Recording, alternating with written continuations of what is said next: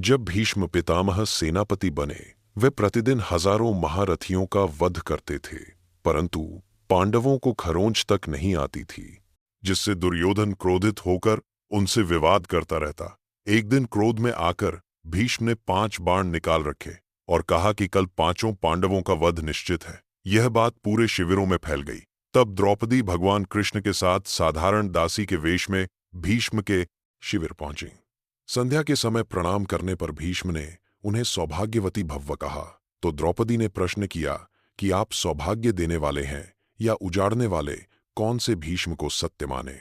यह सुनकर भीष्म का ध्यान विचलित हुआ और उन्होंने कहा कि जिसके रक्षक स्वयं गोविंद हैं, उसका सौभाग्य कोई नहीं छीन सकता। उन्होंने स्वीकार किया कि द्रौपदी के रक्षक कृष्ण ने स्वयं दासी का रूप धरकर उसके सम्मान की रक्षा की है। तब भीष्म ने कहा कि उनका प्रण तो भगवान ने तोड़ दिया, पर वे कृष्ण का प्रण भी तोड़ेंगे, क्योंकि कृष्ण ने कहा था कि वे युद्ध में अस्त्र नहीं उठाएंगे।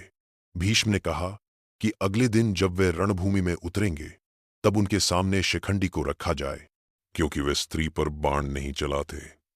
रात में जब वे लौटे तो देखा पांडव चैन से सो रहे हैं।